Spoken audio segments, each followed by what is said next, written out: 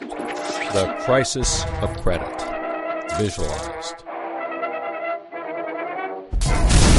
What is the credit crisis? It's a worldwide financial fiasco involving terms you've probably heard like subprime mortgages, collateralized debt obligations, frozen credit markets, and credit default swaps. Who's affected?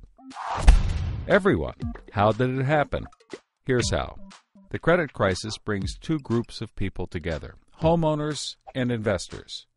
Homeowners represent their mortgages, and investors represent their money. These mortgages represent houses, and this money represents large institutions like pension funds, insurance companies, sovereign funds, mutual funds, etc. These groups are brought together through the financial system, a bunch of banks and brokers commonly known as Wall Street. While it may not seem like it, these banks on Wall Street are closely connected to these houses on Main Street. To understand how, let's start at the beginning. Years ago, the investors are sitting on their pile of money, looking for a good investment to turn into more money. Traditionally, they go to the U.S. Federal Reserve, where they buy Treasury bills, believed to be the safest investment. But in the wake of the dot-com bust in September 11th, Federal Reserve Chairman Alan Greenspan lowers interest rates to only 1% to keep the economy strong. 1% is a very low return on investment, so the investors say, no thanks. On the flip side, this means banks on Wall Street can borrow from the Fed for only 1%. Add to that general surpluses from Japan, China, and the Middle East, and there's an abundance of cheap credit. This makes borrowing money easy for banks and causes them to go crazy with leverage. Leverage is borrowing money to amplify the outcome of a deal. Here's how it works. In a normal deal, someone with $10,000 buys a box for $10,000. He then sells it to someone else for $11,000. For a $1,000 profit, a good deal. But using leverage, someone with $10,000 would go borrow $990,000 more dollars, giving him $1 million in hand. Then he goes and buys 100 boxes with his $1 million and sells them to someone else for $1,100,000. Then he pays back his $990,000 plus $10,000 in interest. And after his initial $10,000, he's left with a $90,000 profit versus the other guy's $1,000. Leverage turns good deals into great deals. This is a major way banks make their money. So Wall Street takes out a ton of credit, makes great deals, and grows tremendously rich, and then pays it back. The investors see this and want a piece of the action, and this gives Wall Street an idea. They can connect the investors to the homeowners through mortgages. Here's how it works. A family wants a house, so they save for a down payment and contact a mortgage broker. The mortgage broker connects the family to a lender who gives them a mortgage. The broker makes a nice commission.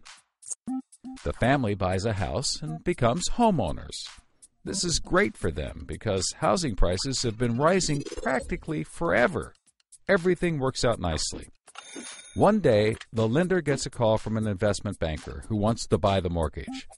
The lender sells it to him for a very nice fee. The investment banker then borrows millions of dollars and buys thousands more mortgages and puts them into a nice little box. This means that every month he gets the payments from the homeowners of all the mortgages in the box.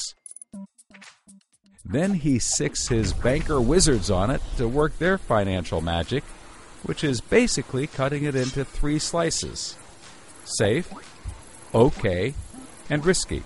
They pack the slices back up in the box and call it a collateralized debt obligation, or CDO. A CDO works like 3 cascading trays. As money comes in, the top tray fills first, then spills over into the middle, and whatever is left into the bottom. The money comes from homeowners paying off their mortgages. If some owners don't pay and default on their mortgage, less money comes in and the bottom tray may not get filled. This makes the bottom tray riskier and the top tray safer. To compensate for the higher risk, the bottom tray receives a higher rate of return, while the top receives a lower, but still nice return. To make the top even safer, banks will insure it for a small fee, called a credit default swap. The banks do all of this work so that credit rating agencies will stamp the top slice as a safe, AAA rated investment, the highest, safest rating there is.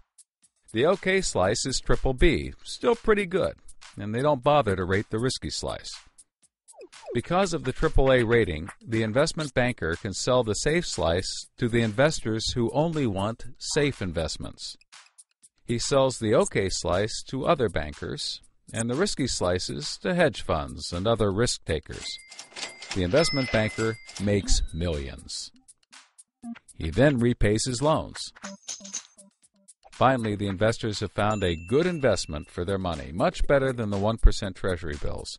They're so pleased they want more CDO slices. So the investment banker calls up the lender, wanting more mortgages. The lender calls up the broker for more homeowners, but the broker can't find anyone. Everyone that qualifies for a mortgage already has one, but they have an idea.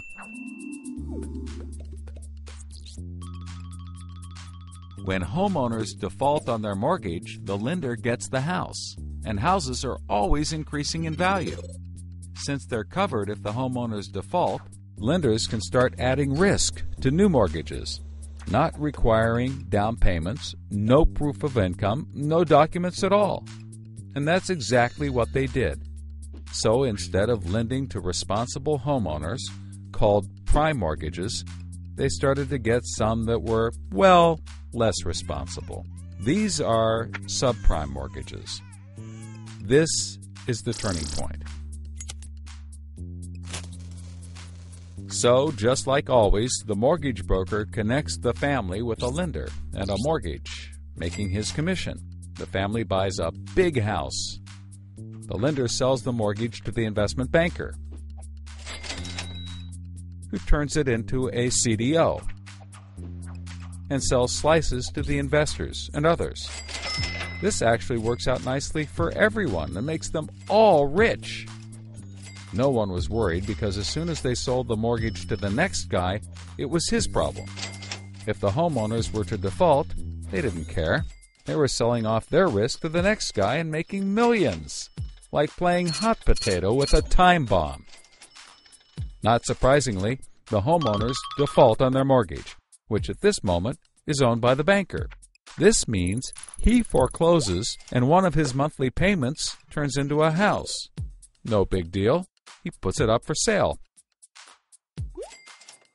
But more and more of his monthly payments turn into houses. Now there are so many houses for sale on the market, creating more supply than there is demand, and housing prices aren't rising anymore. In fact, they plummet. This creates an interesting problem for homeowners still paying their mortgages.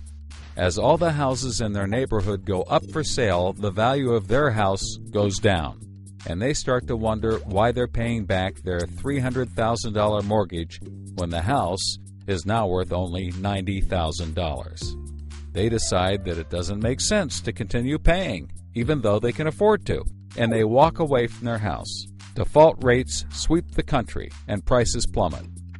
Now the investment banker is basically holding a box full of worthless houses.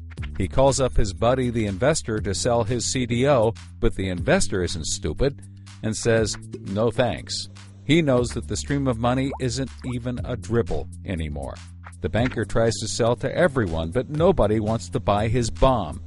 He's freaking out because he borrowed millions, sometimes billions of dollars to buy this bomb, and he can't pay it back.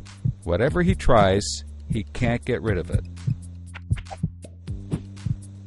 But he's not the only one. The investors have already bought thousands of these bombs. The lender calls up trying to sell his mortgage, but the banker won't buy it, and the broker is out of work. The whole financial system is frozen, and things get dark.